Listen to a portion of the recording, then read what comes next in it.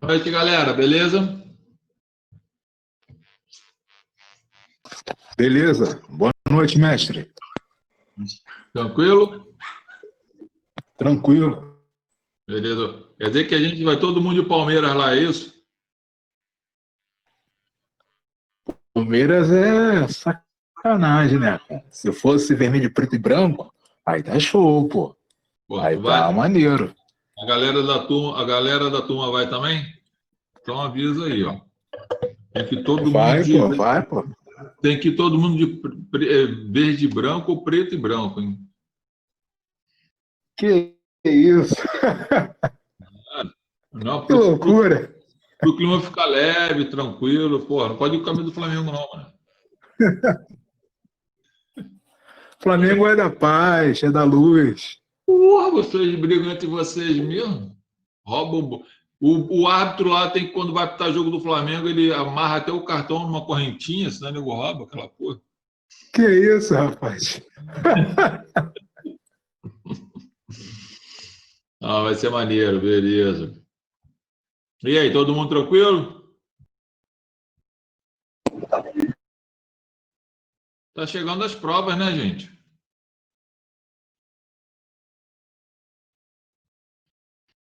Chegando as provas.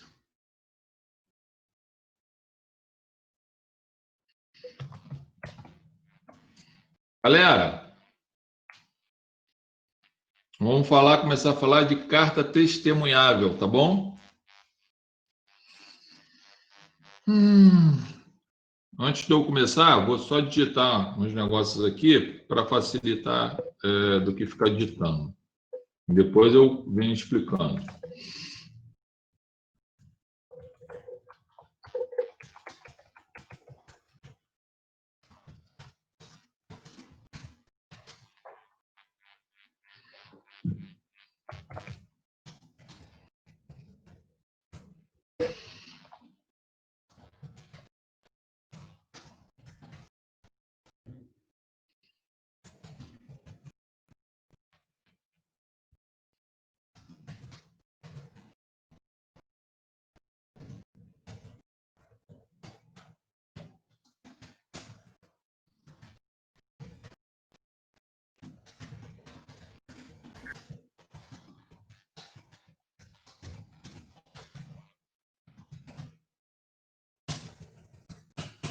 Boa noite.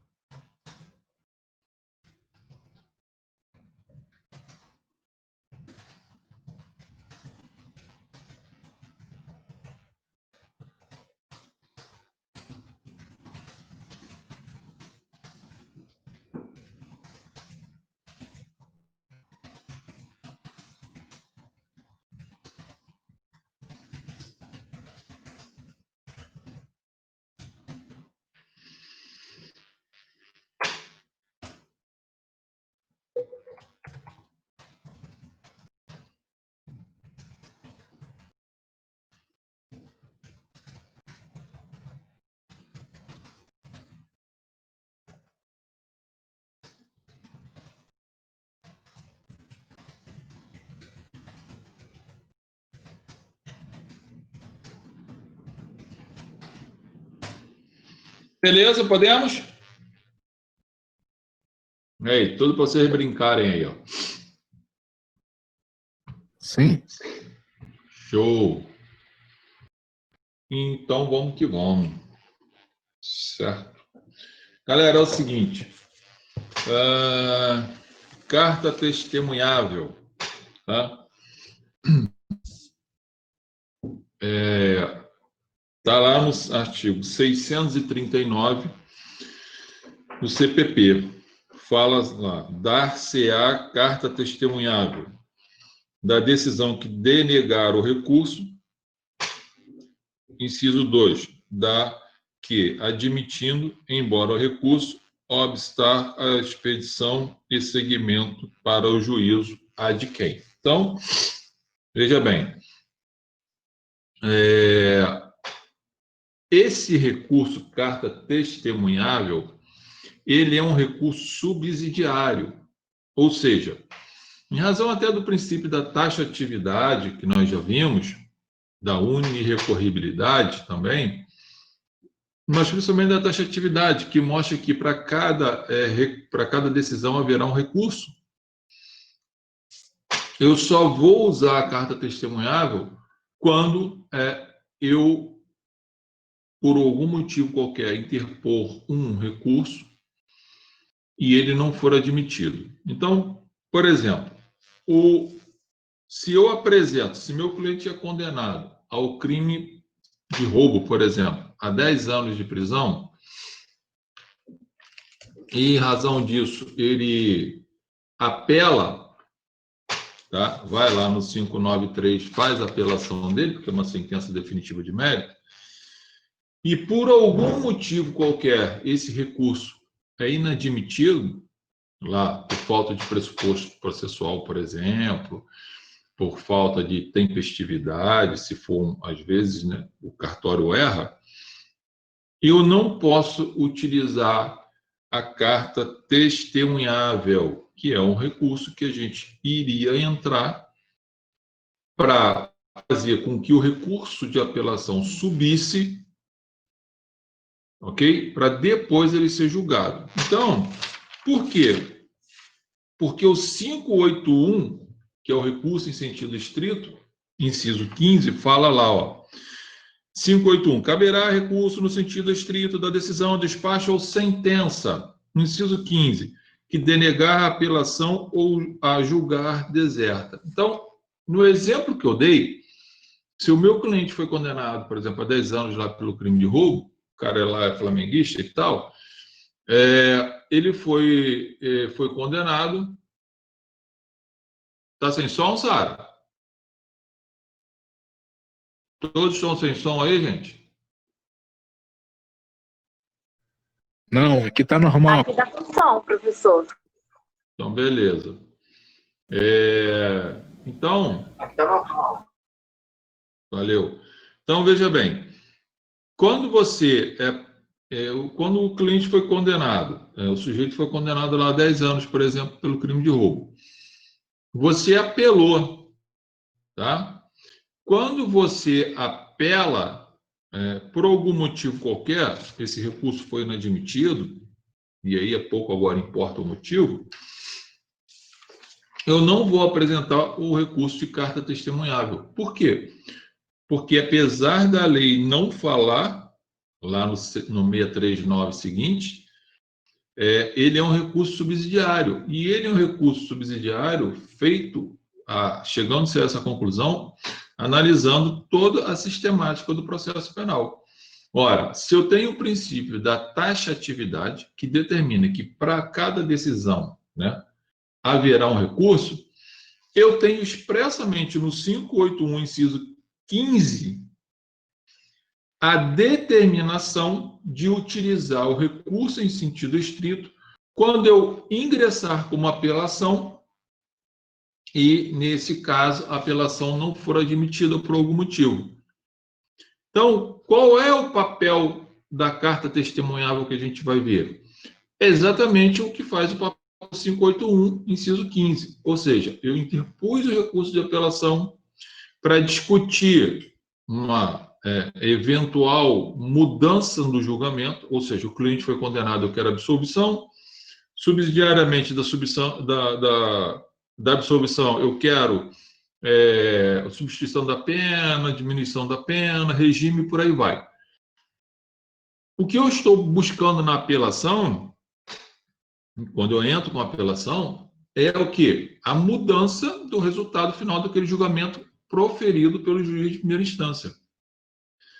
Como ele não foi recebido por algum motivo qualquer, ou ele não foi admitido por algum motivo qualquer lá, eu agora vou ter que entrar com um recurso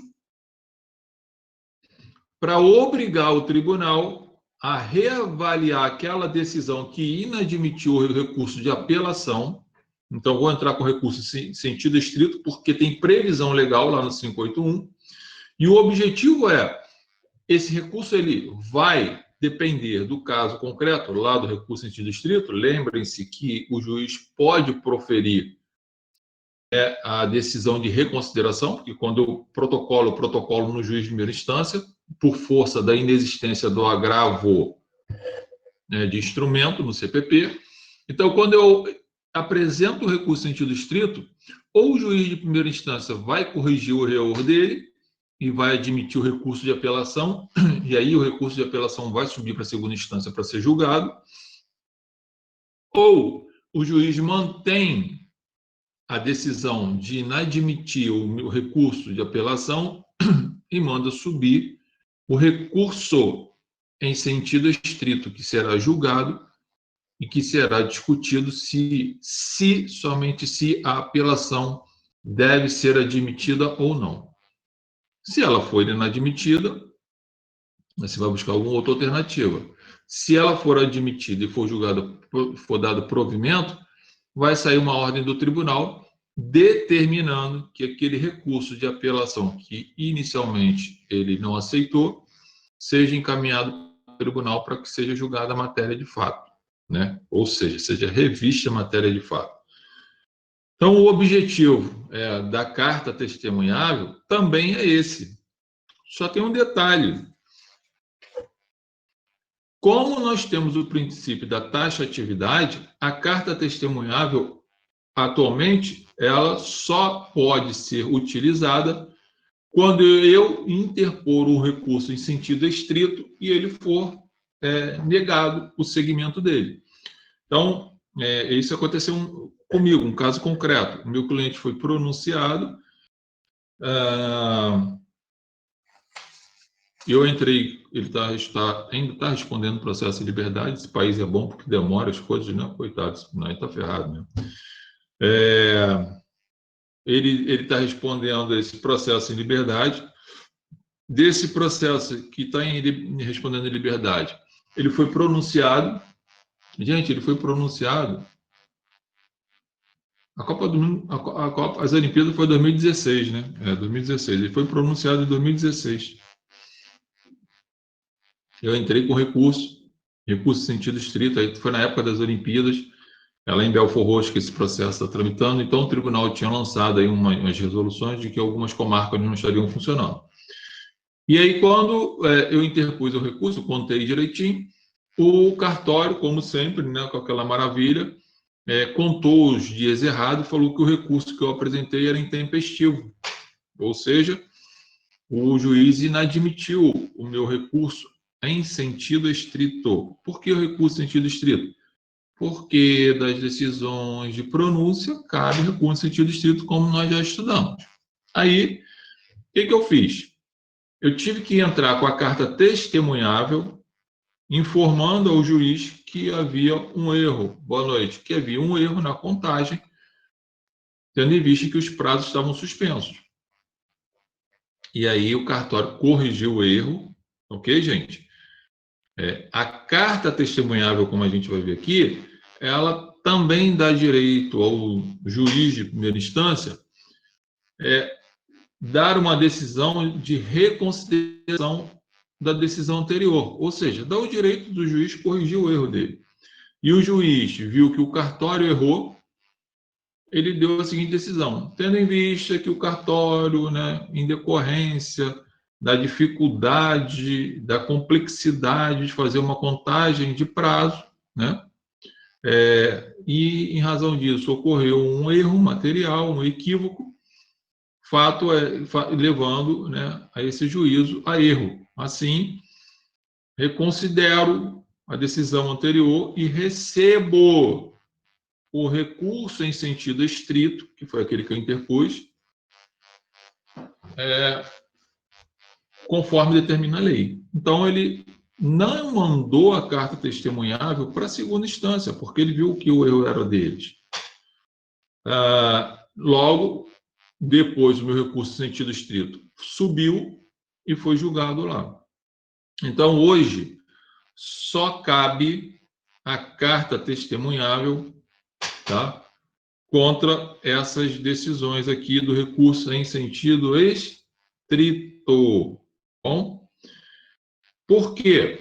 Porque se eu tiver alguma outra situação, por exemplo, contra embargos declaratórios, juiz de primeira instância condenou o meu cliente, aí eu vou e entro com embargos declaratórios, dizendo que há uma contradição na sentença, ou há uma omissão, ou obscuridade, seja lá o que for, e o juiz denega o segmento, ou seja, nem analisa, porque ele nem recebe aquilo ali, porque ele fala que é intempestivo, seja lá o que for que ele vai falar. Nesse caso, eu não entro também com a carta testemunhável. Por quê?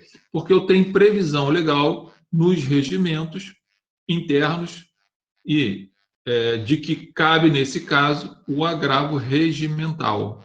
Ok?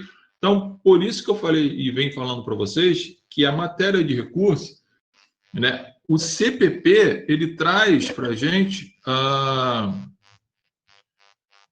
a ideia do fundamento processual, mas nós temos que fazer a leitura observando os regimentos internos, porque os regimentos internos compõem o ordenamento jurídico, principalmente nos casos dos recursos. Então, contra embargos na primeira instância ou embargos na segunda instância, caso eu ingresse com embargos, né, declaratórios, se for denegado, se não for permitida a avaliação dessa questão, quando eu falo questão, é olhar o recurso principal, eu entro com recurso do agravo regimental. Então, hoje você pode focar no seguinte: quando que eu vou utilizar a carta testemunhável? Quando, e somente quando, eu apresentar o recurso em sentido estrito e esse recurso em sentido estrito não for admitido. Ok? Então, o objetivo da carta testemunhável é basicamente quase o mesmo do que um agravo de instrumento. Tá? Ou seja, é fazer com que aquele recurso principal, que é o recurso em sentido estrito, que eu apresentei, que não foi recebido por algum motivo qualquer, ele agora seja recebido e seja encaminhado para o tribunal. Tá? Mas o juiz, quando eu peço com esse pedido, lá na carta testemunhável, quando eu faço isso, se o juiz, né, mantiver a decisão dele, ou seja, vamos supor que no exemplo que eu dei, do caso concreto, se o juiz colocasse a seguinte decisão, já na carta testemunhável, ou seja, quando eu apresentei o recurso em sentido estrito, o cartório falou que foi intempestivo, o juiz deu a seguinte decisão: deixe de admitir o recurso em sentido estrito, tendo em vista ser intempestivo. Ok? Ou seja, ele está dizendo que eu apresentei o recurso em sentido estrito fora do prazo legal. Aí eu apresento a carta testemunhável, que é o recurso que eu tenho para obrigar o juiz a encaminhar esse meu recurso lá para a segunda instância. Quando eu entro com o recurso carta testemunhável, vamos imaginar que ele não tivesse reconsiderado, ou seja, ele não tivesse consertado o erro dele. Aí ele ia dar a seguinte decisão: mantenho a decisão anterior proferida pelos seus próprios fundamentos, tendo em vista que a defesa não observou o prazo correto para interposição do recurso em sentido estrito. portanto, sendo intempestivo. Ponto. Subam-se os autos. Que autos que vão subir agora? Os autos do recurso da carta testemunhável. O recurso em sentido estrito continua aqui parado. Vai subir quem? A carta testemunhável. A carta testemunhável vai subir para ser discutida se o meu recurso, se o meu questionamento referente ao recurso em sentido estrito procede ou não. Se proceder, vai vir uma ordem do tribunal determinando que esse recurso que está parado aqui seja encaminhado para a segunda instância para julgamento. E o que eu estou discutindo no recurso em sentido estrito? A impronúncia. Eu não quero que o meu cliente vá a júri. O que vai decidir se ele vai a júri ou não vai ser o julgamento da segunda instância. Tá, gente? Então, a carta testemunhável, eu vou ler alguns artigos e vou explicar, ela tem essa função de obrigar, fazer com que o meu recurso em sentido estrito, que outrora foi inadmitido por algum motivo qualquer, seja encaminhado à segunda instância. Lembrando que esse recurso ele é dirigido ao escrivão, a gente vai ver, depois encaminhado ao juiz para ele dar a decisão. Que decisão, Zé Carlos? A decisão, se ele vai manter a decisão anterior de não receber aquele recurso em sentido estrito, e, portanto, ele será obrigado a encaminhar a carta testemunhável para a segunda instância, ou se ele vai reconsiderar a decisão anterior, que inadmitiu o recurso em sentido estrito, e vai admitir o recurso em sentido estrito. Se ele reconsiderar, a carta testemunhável morre ali mesmo, não acontece mais nada. O que vai subir é só quem? Só o recurso em sentido estrito.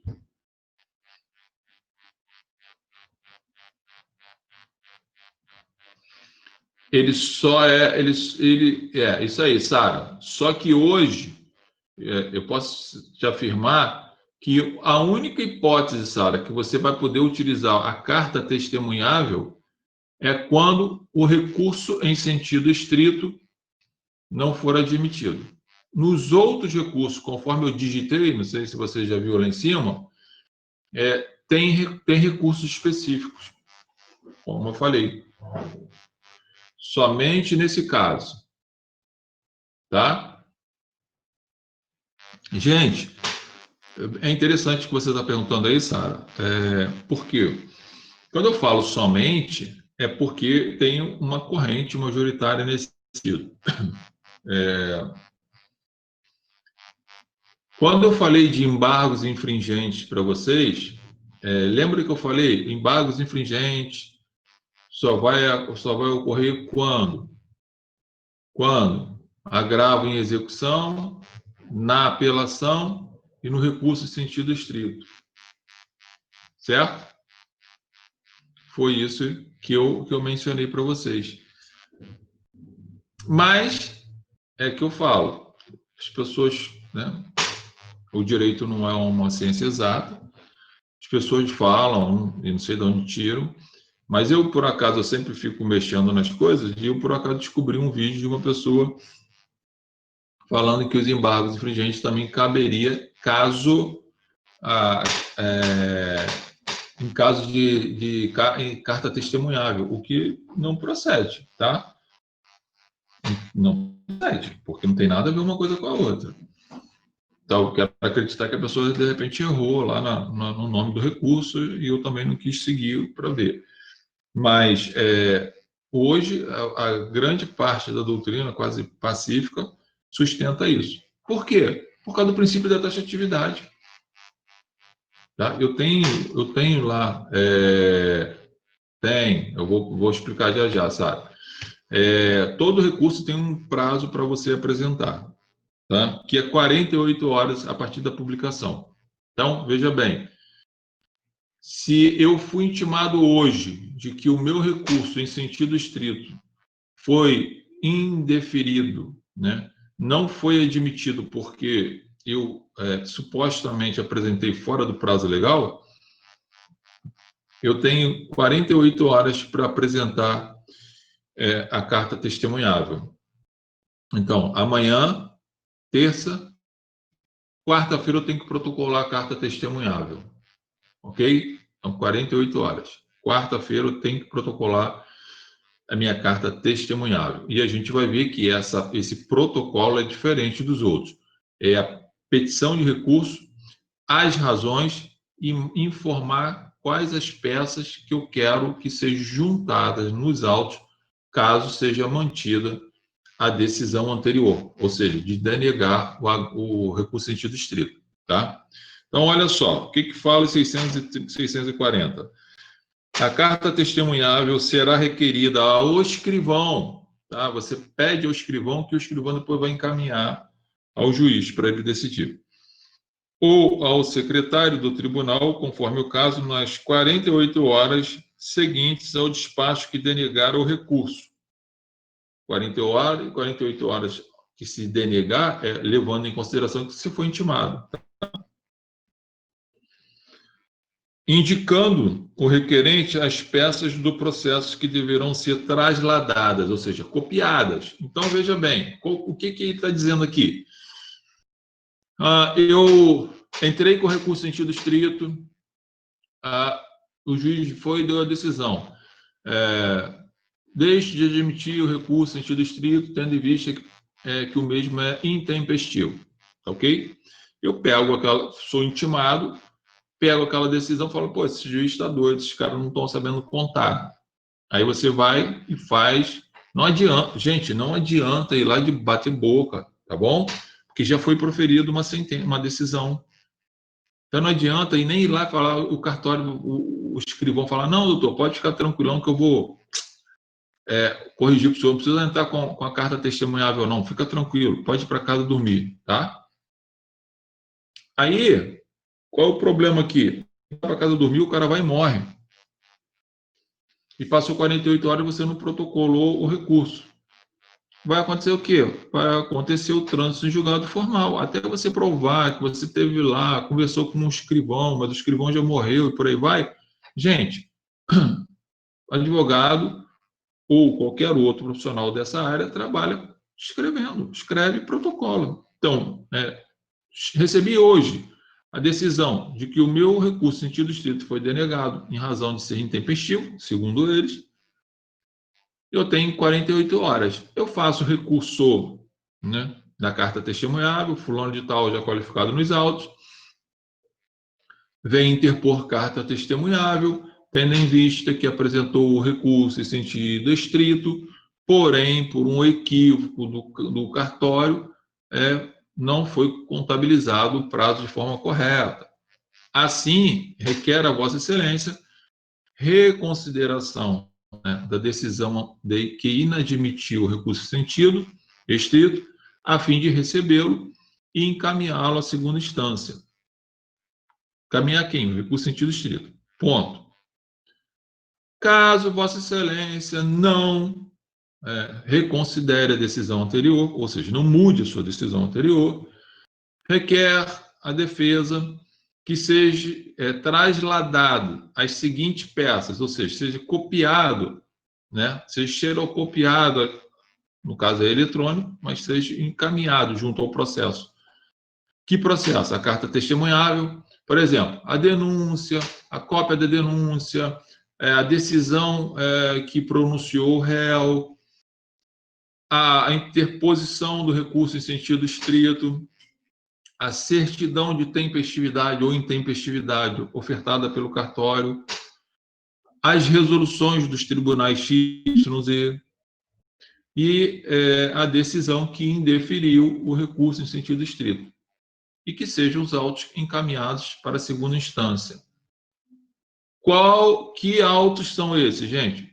A carta testemunhável. Aí o juiz vai ser obrigado, se ele manteve a decisão, a pegar aquilo tudo e encaminhar para a segunda instância. Segunda instância vai lá e vai olhar. Esse juiz está errado.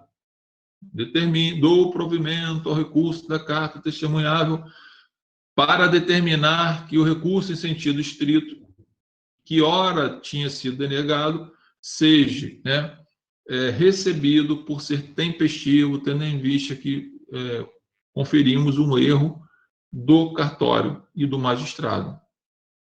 cumpra o seu acórdão. Puf, vai descer uma ordem lá de cima aqui para baixo e o juiz vai ter que pegar o seu recurso em sentido estrito e encaminhar para a segunda instância. O que vai acontecer? Vai ser julgado o recurso agora em sentido estrito.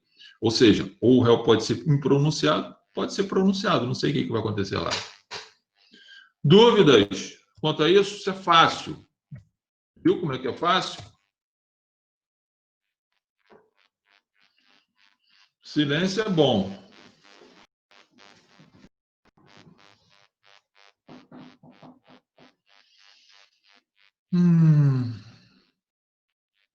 Vamos lá.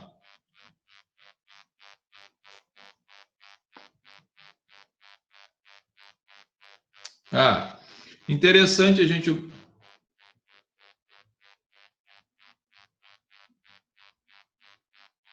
Isso aí, Cristiano.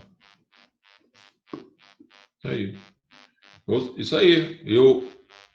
O juiz decidiu pronunciar meu cliente. Decisão de primeira instância. Tá? Isso. Entrei com recurso em sentido estrito. Estou entrando com recurso em sentido estrito. Para que o tribunal analise o meu recurso em sentido estrito. O juiz não quer deixar meu recurso subir. Então, agora eu vou provocar o tribunal para isso. Isso aí, Sara. É exatamente isso, Sara. Eu acho que é a tua internet, hein, Sara? Gente, olha só. O que acontece? Como todos os recursos, existe um procedimento para o desenvolvimento do recurso. Né? Qual recurso? Da carta testemunhável. Se você ler do 639 ao 646, você vai ver que o código não menciona como é que vai transcorrer a carta testemunhável em segunda instância, ou seja, qual o procedimento que será aplicado, vai para onde, vai ser julgado como, quem vai receber, enfim, por aí vai. Não tem lá, tá bom, gente? Agora, o 645 fala assim, ó, o processo, onde se lê o processo, se lê procedimento, porque o código está equivocado. Porque o processo não é um procedimento. O procedimento da carta testemunhável, na instância superior, seguirá o processo do recurso denegado. Qual foi o recurso denegado? Recurso em sentido estrito.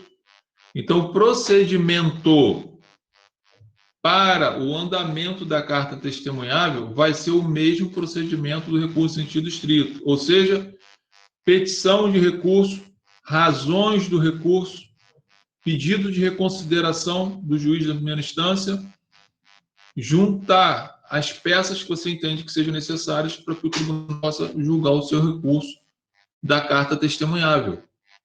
Então, o 645 está falando para você o seguinte: o procedimento para o desenvolvimento da carta testemunhável será o mesmo procedimento do recurso em sentido estrito. Tá? Só tem um detalhe. O recurso em sentido estrito eu posso interpor em 5 dias. Aqui ele fala em 48 horas. Então, o prazo são diferentes. Tá? Não vai ler o 645 e vai interpor no 4º e no 5º dia, no 3º dia, porque vai dar intempestivo. Vai dar intempestivo qual recurso? A carta testemunhável. Se você errar aqui e tiver sido denegado a ordem lá no recurso em sentido estrito, a ordem de segmento, o que vai acontecer? Vai transitar em julgado aquela decisão de pronúncia, e seu cliente vai a júri. Então, em vez de seu cliente estar solto por mais 4, 5, 10 anos, ele vai a júri, se ele for condenado, vai logo para o cárcere, não é isso? Ou vai discutir aquela questão da decisão de segunda instância, da prisão em segunda instância. Por exemplo, meu cliente foi em 2016, se eu não me engano. Nós estamos em 2020, o cara ainda não foi a júri. Tem quase 2 anos que o processo está parado. Não sei por quê, mas está lá parado. Enquanto isso, ele está vivendo aí, está aproveitando a vida, está curtindo, tem mais é que aproveitar, certo? Então, lembrem-se que o 639, que é a carta testemunhável, o prazo para interposição desse recurso é 48 horas. Mas o 645, que fala que o procedimento da carta testemunhável vai ser o mesmo procedimento do recurso em sentido estrito, ele está falando de procedimento, mas os prazos são diferentes. Dizer, cara, o que é esse procedimento? É a forma como o recurso vai se desenvolver, ou como você vai interpor ele, por petição, com petição de recurso, com as razões do recurso, com pedido de reconsideração, com a juntada das provas que você pretende que já estão lá nos autos, que ele seja juntado para o recurso subir para a segunda instância e os desembargadores poderem analisar. É isso. Certo, gente? Sem nenhum estresse.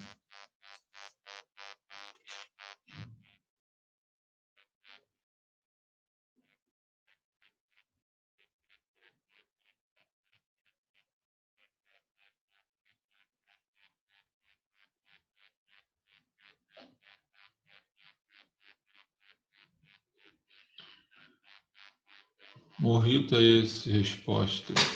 Não, o rito é como esse processo, como esse recurso ele vai se desenvolver para o tribunal.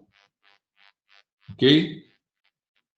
O rito é o procedimento que vai ser utilizado para ele andar, para ele subir, para ele viver dentro do tribunal. Qual é? Prazo para interposição, 2 dias, que é 48 horas. Por petição, por ser um recurso que vai ser julgado de imediato, na própria petição de recurso, o que é petição de recurso? Fulano de tal, já qualificado nos autos, em epígrafe, e resignado com a decisão de folhas tais, que denegou o segmento do recurso em sentido estrito, afirmando que o mesmo foi interposto intempestivamente, vem apresentar carta testemunhável. Ponto.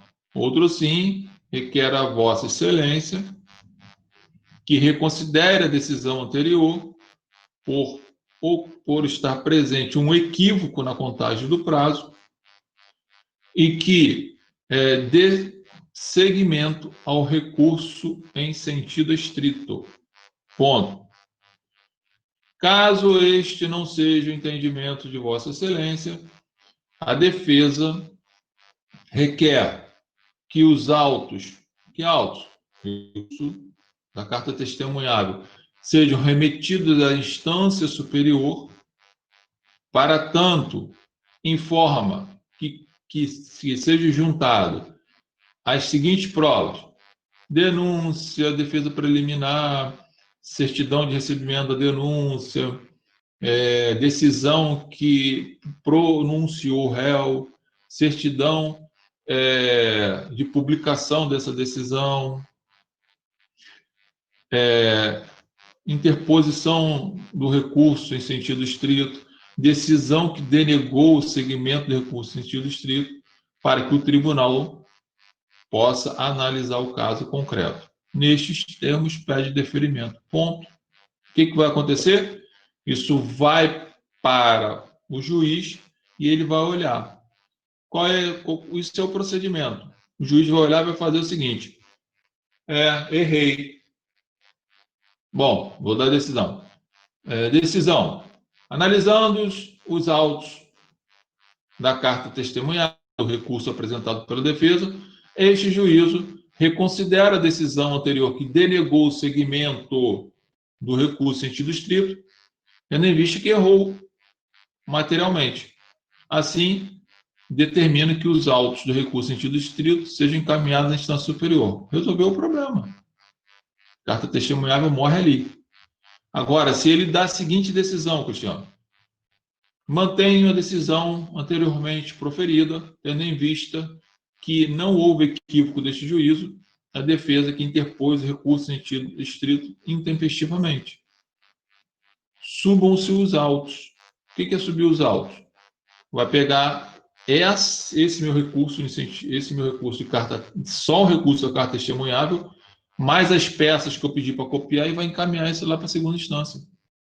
Na segunda instância, vai cair uma câmara criminal, 3 desembargadores vão julgar. Se der provimento, vem uma ordem para admitir o recurso em sentido estrito.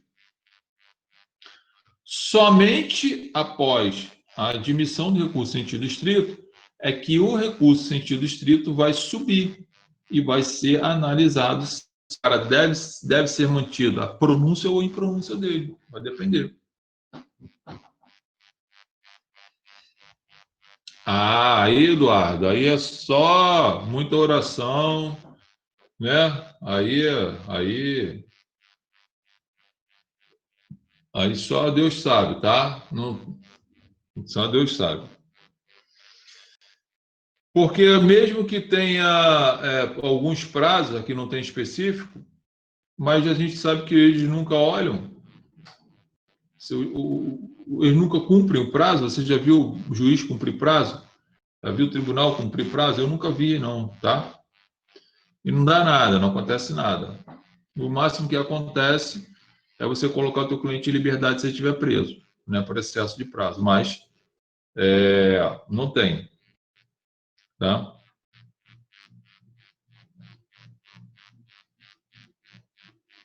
Porque, ó, o 1610 fala assim, ó, nos recursos em sentido estrito,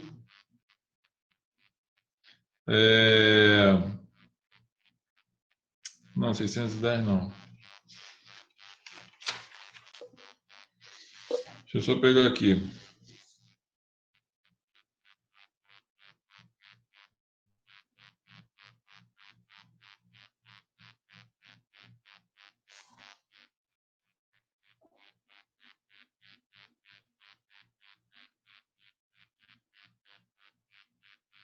Não tem, não, tá? Não vai ter, não. O prazo seria lá do recurso em sentido estrito, que também não tem.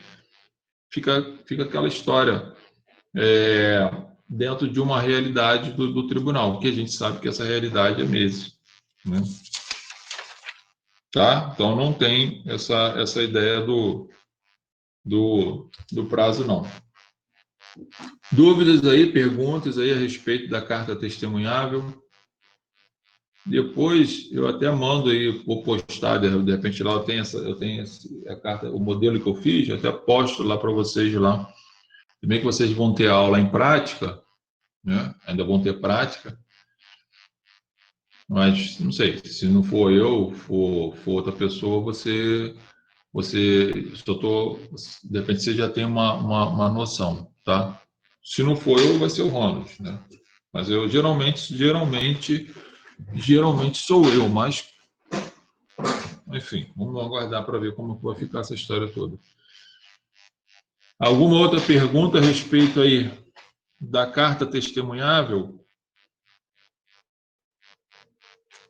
Então, a carta testemunhável, você pode ter uma noção, né, de que ela também funciona quase como que quase que um agravo de instrumento, tá, gente? Lá do Código de Processo Civil, ok? Mais ou menos nesse sentido aí que você tem. Não tem muita diferença, não, tá? Posso passar para outro? Chapa está esquentando, é só recurso, mano. Um monte de recurso aí na cabeça de vocês aí hoje. Eu quero revisão criminal, ok? Vamos falar de revisão criminal. Pam! Artigo 621 e seguintes. Vocês estão no silêncio total. Ou vocês estão vendo novela,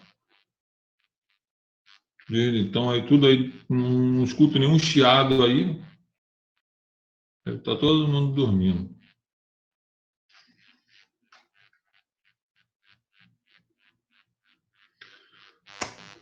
Bom, gente, revisão criminal.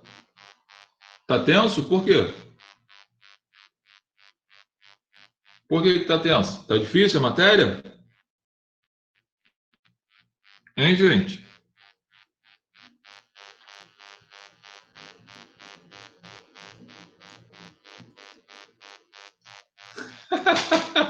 Você chora de barriga cheia. Pô, fala sério, vocês estão fazendo faculdade e tá falando que não tem mais vida? Fala sério, pô. Pelo amor de Deus. Ai. Ah, muitos detalhes, isso aí é mole. Vocês estão numa fase boa. Vocês estão cheios de detalhes para estudar. Vocês vão ter mais preocupação quando tiver cheio de detalhes e quando estiver atuando. Aí que vocês têm que se preocupar muito, né? Por enquanto, a preocupação de vocês é os detalhes para tirar uma boa nota. Mas lá na frente vocês vão ter muita preocupação para fazer um excelente trabalho, que aí não pode errar. Aqui, se errar, o máximo vai acontecer é tomar um 0 e fazer 6 meses de novo de curso. Não tem problema nenhum. É bom que a gente fica mais tempo junto, né? Agora, lá na prática, já é mais diferente, né? Na prática, você já tem problema sério, né? Mas se quiserem ficar mais 6 meses comigo, não tem problema não, vai ser um prazer, né? Estar com vocês aí e tal. Se preocupa não, Sara, vai melhorar. Ah, mas qual é o dia que você não está com fome, Sara? Isso que eu quero saber. Isso aí é a coisa mais...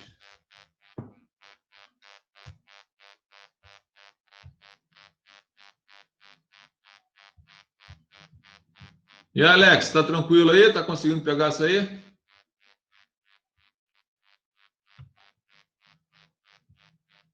Beleza. Relaxa com o TED, galera. Relaxa com o TED. Vai dar tudo certo. Depois eu explico. Não se preocupa não. Os períodos agora são mais calmos. 621, revisão criminal. Galera, artigo 621 fala: a revisão dos processos findos será admitida quando a sentença condenatória for contrária ao texto expresso da lei penal ou à evidência dos autos. 2.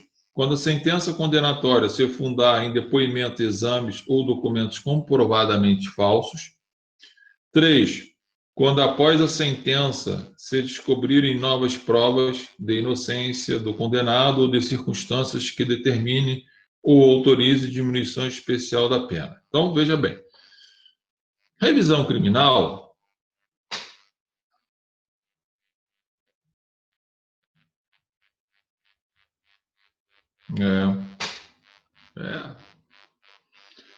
E o pessoal ainda fala mal do advogado, Cristiano. O pessoal ainda fala mal do advogado. Advogado não é fácil, não.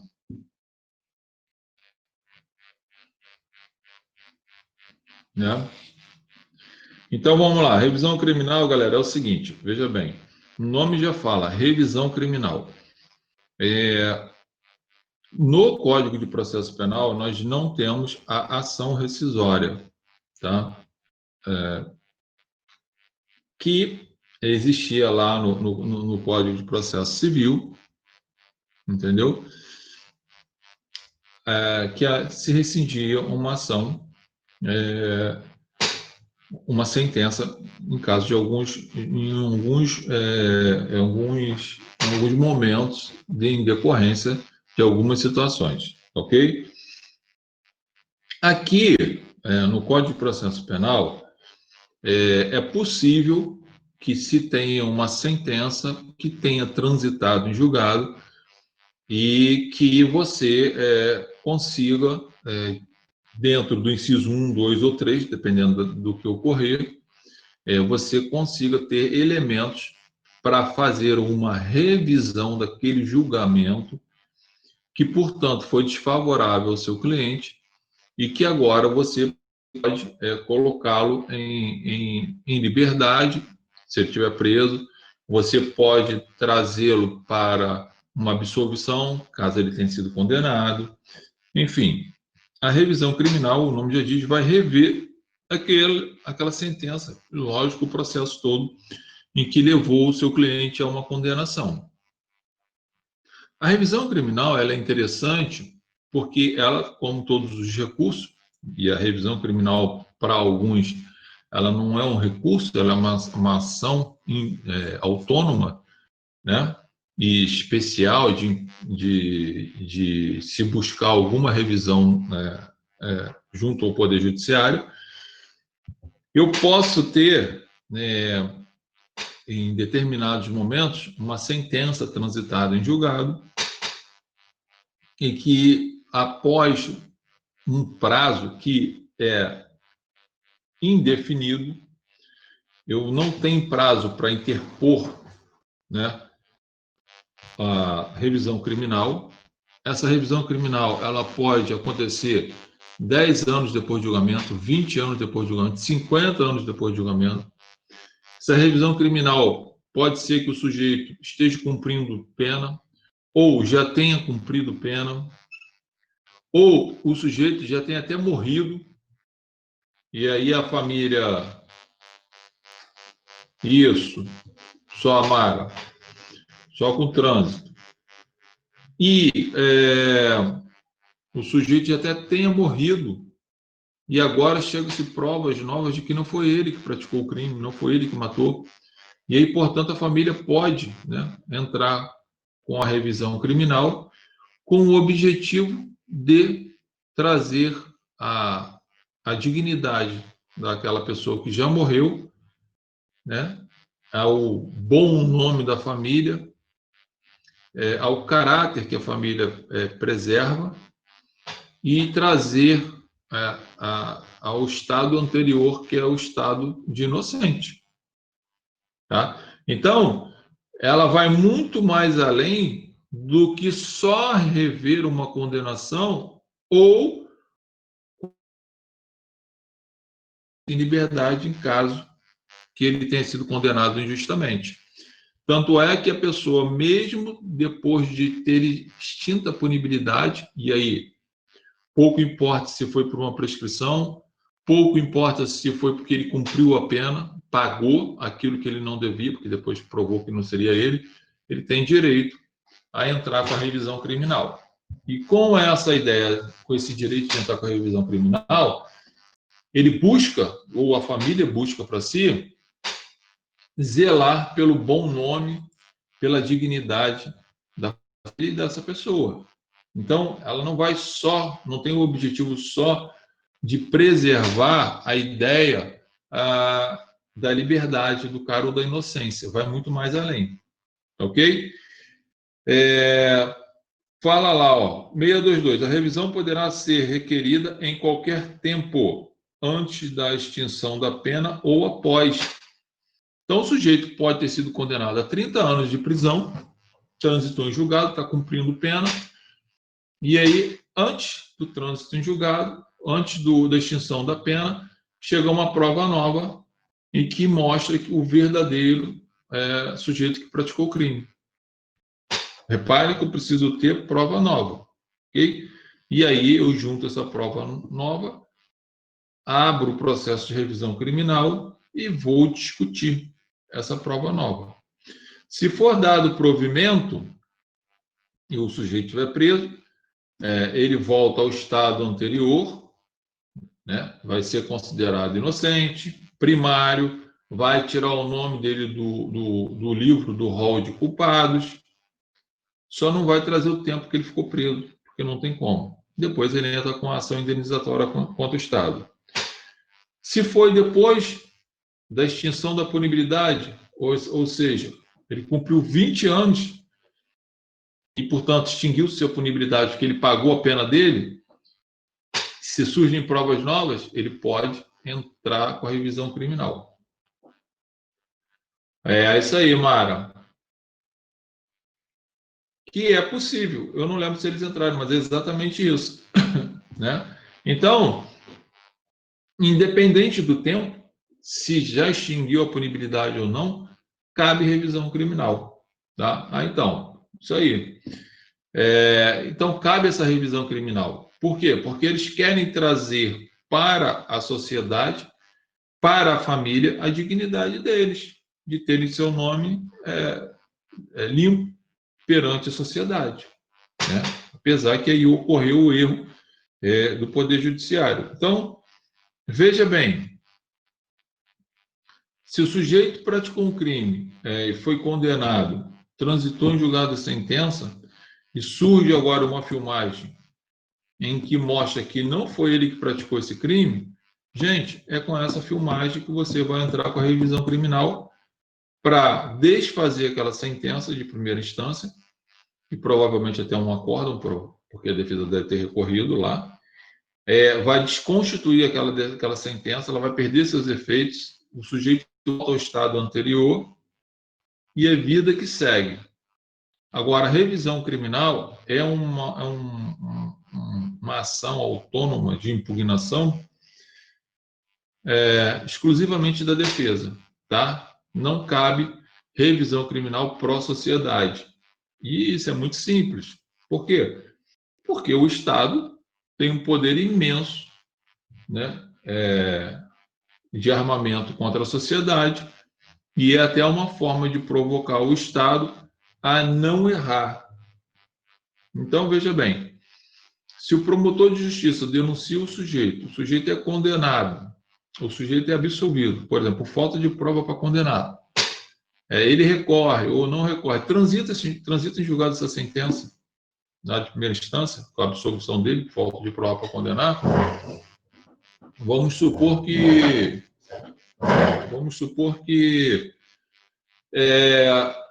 depois de transitado o julgado, 1 dia, 2 dias, 10 dias, 20 dias, seja lá o que for, 1 ano, me vem uma fita e que mostra que foi aquele sujeito, sim, que praticou o crime.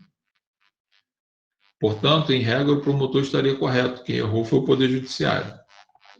Gente, lamento. Ah, sim, pode haver. Pode, Mara. Lamento, mas você vai ter um culpado solto. Ok? Por quê? Porque não existe revisão criminal pró-sociedade. Existe revisão criminal pro réu.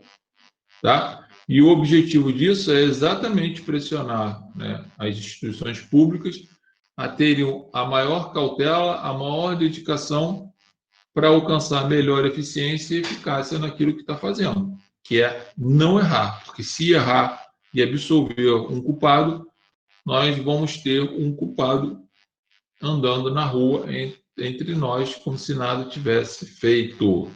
Ok? Então, a revisão criminal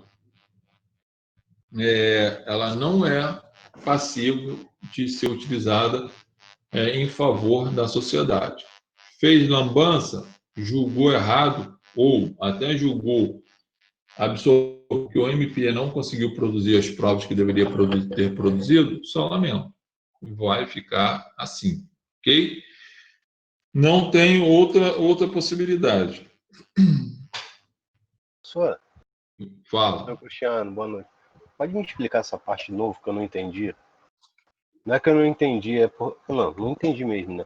Porque assim, na revisão criminal, vamos botar que o crime já passaram 20 anos. Aí descobre que aquele suspeito estava ali, não foi ele, foi um outro, certo? Esse outro, depois de passarem esses 20 anos, ele vai ser condenado? Não, o outro não. Se já tiver prescrito, ele se deu bem. Ele se deu bem. Tá, entendi agora. Obrigado. O processo contra o outro continua, o prazo prescricional contra o outro continua ocorrendo. Tá, beleza. Tá? Obrigado. Nada. Esse que foi condenado indevidamente, que vai entrar com processo contra o Estado na área civil para ter uma reparação, vai entrar com a revisão criminal, pouco importante se ele está preso, se ele está em liberdade, para ter a sua primariedade, né, restabelecida, e ter o seu nome limpo, sua dignidade, por aí vai. Agora, o sujeito lá que praticou o crime e se já estiver prescrito, né, o Estado não vai poder fazer nada contra aquele lá que praticou o crime. Agora, se não tiver prescrito, o Estado pode abrir o processo normalmente contra ele, né? E aí é problema do Estado com aquele outro. O que a gente está falando aqui é que a ideia de não se ter uma revisão criminal pró-sociedade, alguns podem até achar um absurdo isso, mas isso é uma forma de você controlar o poder judiciário, tá? De controlar o poder judiciário no sentido seguinte: vocês têm que trabalhar, uma forma de controlar o próprio MP. Ó, você não está acusando, o ônus da prova é sua. Não é a defesa que tem que provar a inocência, você que tem que fazer a carga probatória da condenação. Se você não consegue provar que foi o cara que praticou o crime, o juiz está absolvendo. E o juiz tem que absolver porque não tem prova suficiente para condenar.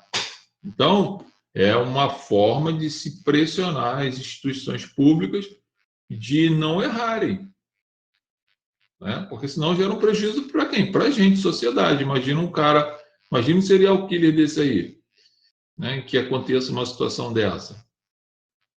Você vai passar a ter um cara aí perigoso na rua, matando aí a qualquer hora. Então, é imposto para a sociedade essa ideia com o objetivo de você controlar isso e até impor uma responsabilidade, tá, gente? Então, revisão criminal. Posso interpor a qualquer momento, posso ter extinta a punibilidade ou não, pode o sujeito estar em liberdade ou não, não tenho prazo para interposição, preciso de uma prova nova, como fala esse aqui, né, uma prova contundente, tá? É possível. Eu acho que a revisão criminal, isso aí, vocês têm que ter deixa eu só carregar, vocês têm que ter esse controle. A revisão criminal,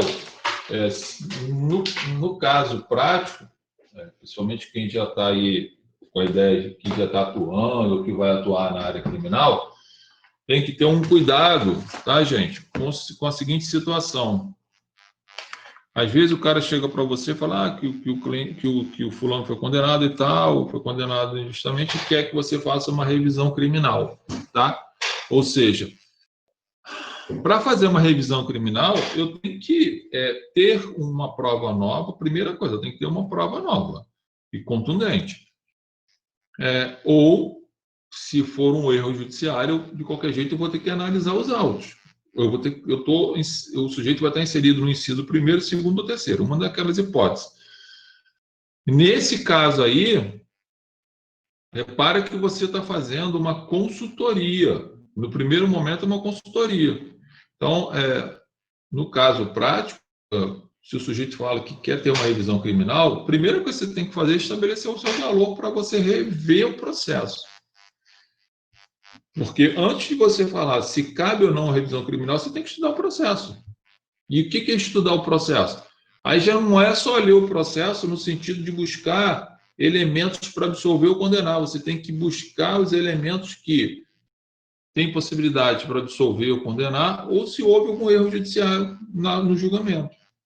Então, o trabalho é muito mais árduo. Então, você tem que cobrar para você fazer a análise. E depois você vai cobrar para interpor o recurso ou a ação autônoma, né? Que é a revisão criminal.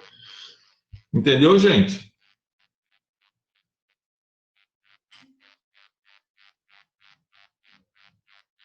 Você pode, Cristiano, estabelecer isso. A procuração, né? Se bem que quase que você não vai precisar de procuração para fazer essa análise, né? Porque a não ser que você queira, mesmo que você queira tirar xerox, o certo é o cartório liberar os autos para você.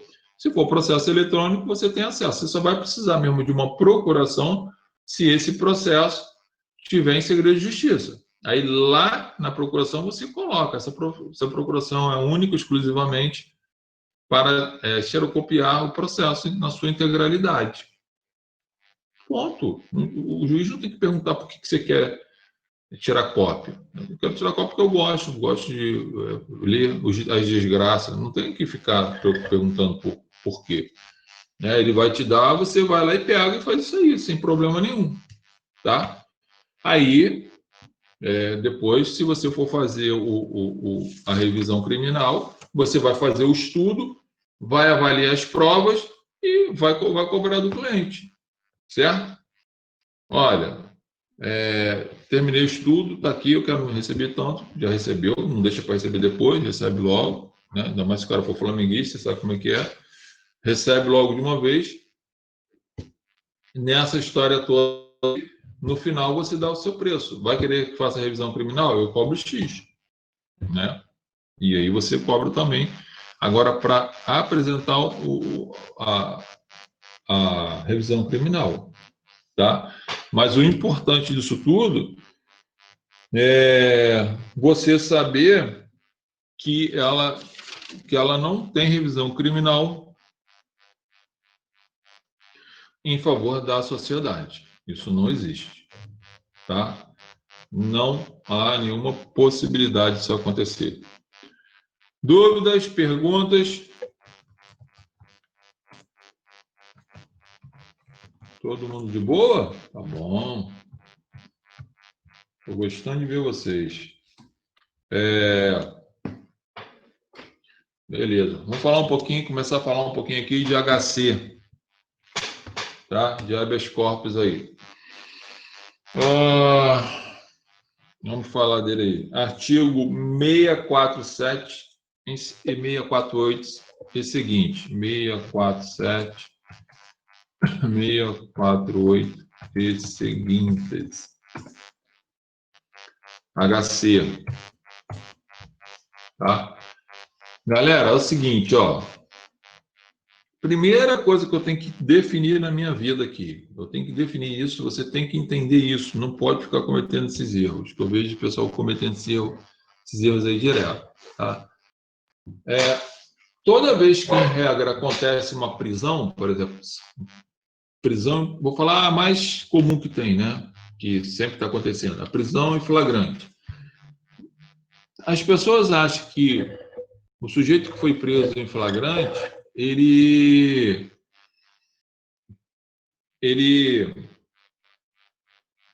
em regra, tem que entrar com habeas corpus. Gente, habeas corpus, seja em primeira instância, seja em segunda instância, eu só vou entrar quando aconteceu o 647 ou 648. Ou seja, quando alguém estiver sofrendo de forma ilegal, né, o cerceamento do seu direito de ir e vir, ou seja, a sua liberdade. Então, ou quando tiver na iminência. Não é porque o cara foi preso em flagrante que eu vou entrar com corpus. Se o sujeito foi preso em flagrante, e esse flagrante é montado, ou sequer aconteceu um flagrante, seja lá o que for, esses autos de prisão em flagrante, quando foi encaminhado para o juiz, por se tratar de matéria pública, direito penal e processo penal, o juiz de ofício tem a obrigação de determinar a soltura desse cara. Então, o próprio juiz pode avaliar se aquela prisão foi legal ou não. Apesar que nós temos hoje a audiência de custódia exatamente para isso. Então, por que eu estou falando isso? Porque às vezes o sujeito pode ser preso em flagrante, os autos vão concluídos para o juiz e o sujeito às vezes já entra logo com habeas corpus, pedindo a soltura do cara, falando que a prisão é ilegal.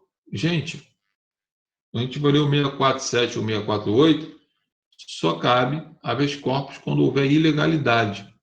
E às vezes o sujeito foi preso em flagrante e não houve nenhuma ilegalidade. E às vezes é mantida a prisão dele, e agora convertendo a prisão dele de flagrante para preventiva, que também ainda não aconteceu nenhuma ilegalidade.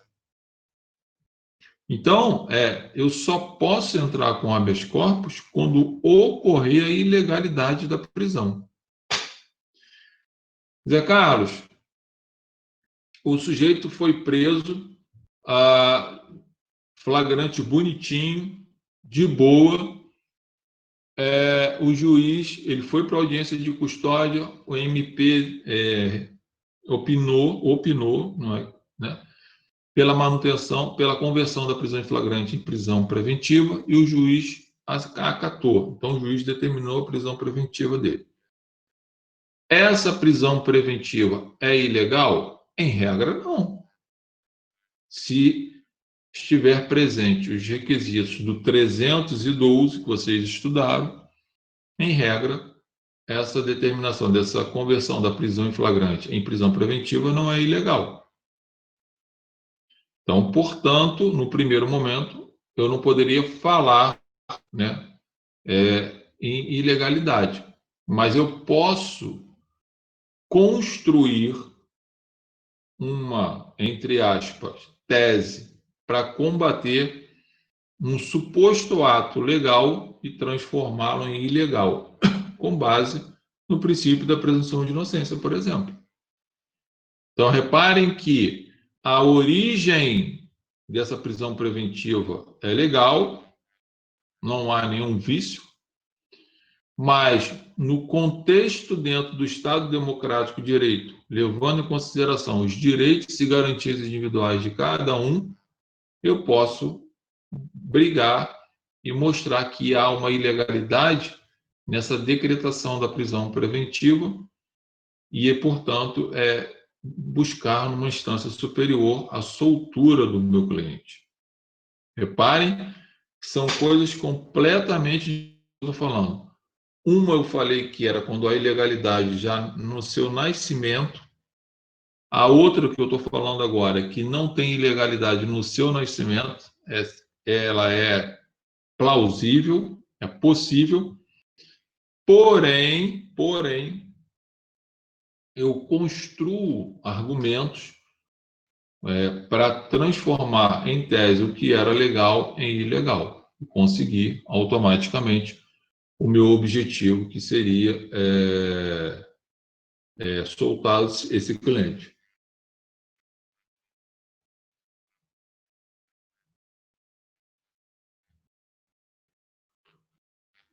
Mas não entendi, Cristiano.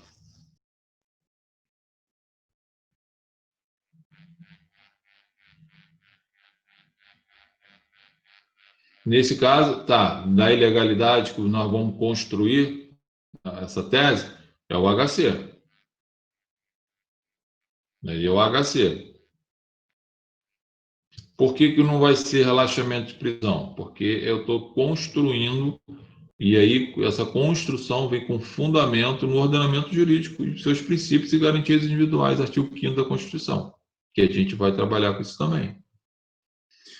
Então, essa introdução eu queria fazer para vocês já começarem a colocar na cabeça de vocês, porque isso a gente ouve direto, o pessoal falando, fulano foi preso, faz HC, faz relaxamento. Não tem nada a ver uma coisa com a outra.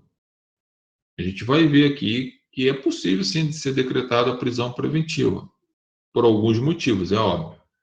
Tá? Valeu? Na próxima aula eu continuo com HC. Dúvidas? Nada? Sem perguntas? Vocês estão... Professor, Oi. o HC é pago? Não. De graça, 0,800. Ah, tá. Pode fazer HC para quem você quiser. Se você escutar, se você vê alguém preso lá na Bahia, se você quiser daqui fazer um HC para lá, pode fazer, não tem problema não. Não precisa nem de procuração. Então tá certo. Obrigada aí. Valeu. Valeu, galera. Qualquer coisa me chama aí. Quarta-feira nos vemos. Tá bom? Beijos, beijos, beijos. Se cuidem, estudem.